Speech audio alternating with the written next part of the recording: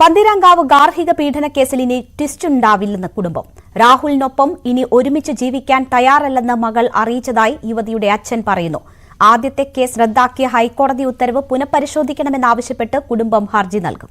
ഏറെ ചർച്ചയായ പന്തീരങ്കാവ് ഗാർഹിക പീഡന കേസ് ഹൈക്കോടതി റദ്ദാക്കി ഒരു മാസമാകുമ്പോഴാണ് വഴിത്തിരിവ്. കറി മോശമായെന്നാരോപിച്ച് രാഹുൽ ഭാര്യയെ ക്രൂരമായി ഉപദ്രവിച്ചു.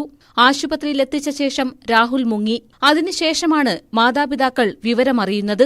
ഒരു പ്രാവശ്യം അവന് വേണ്ടി മൊഴിമാറ്റി പറഞ്ഞതാണ്. അപ്പൊ അങ്ങനെ അത് കുടുംബത്തിനൊക്കെ വളരെ വേദന ഉണ്ടാക്കിയ സംഗതിയാണ്. അവൻ നീ എന്ത് പറയുന്നു? അപ്പോൾ അവൾ തീർച്ചപ്പെടുത്തി പറഞ്ഞു, ഒരിക്കൽ പോലും ഞാൻ ഇനി അവനെ കൂടി ജീവിക്കാൻ തയ്യാറല്ല. അവളാണ് പരാതി കൊടുത്തിരിക്കുന്നത്. ആംബുലൻസിൽ ആശുപത്രിയിലേക്ക് പോകവെ വീണ്ടും മർദ്ദിച്ചത് സഹിക്കാനാകുന്നില്ല. വീട്ടിൽ വെച്ച് മർദ്ദിച്ചതിന് ശേഷം ആംബുലൻസിലാണ് ഹോസ്പിറ്റലിലേക്ക് കൊണ്ടുപോകുന്നത്.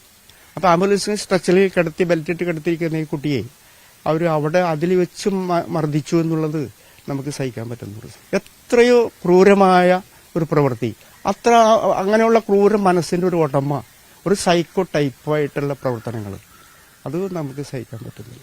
തെളിവ് മുഴുവൻ രാഹുലിനെതിരാണ്. രക്ഷപ്പെടാൻ മറ്റു മാർഗമില്ലെന്ന് മനസ്സിലാക്കിയെടുത്ത അടവ് നയമായിരുന്നു അന്ന് മകളെ കൂടെ കൂട്ടിയതെന്ന് അച്ഛൻ ഇപ്പോൾ തിരിച്ചറിയുന്നു. അവർ പറയുന്നത് പോലെ ഇവൾക്ക് പറയേണ്ടി വന്നു എന്നുള്ളതാണ്. അങ്ങനെയാണ് ആ മൊഴിമാറ്റം.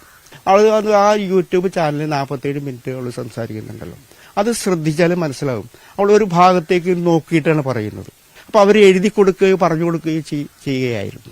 M.Tech കഴിഞ്ഞ മകൾക്ക് നല്ല ജോലിയായിരുന്നു. അത് നിർബന്ധിച്ച് രാജിവയ്പ്പിച്ചു. സീനിയർ എഞ്ചിനീയറായിട്ട് അവൾ ജോലി ചെയ്തുകൊണ്ടിരിക്കുകയാണ്. അതിൽ മാനസികമായ വേദന എനിക്കും അവൾക്കൂടെ ഇപ്പോഴും ഉണ്ട്. അവളുടെ ഇപ്പോൾ റിക്വസ്റ്റ് എന്ന് വെച്ചാൽ എനിക്ക് ആ ജോലി വീണ്ടും തിരിച്ച് കിട്ടണം.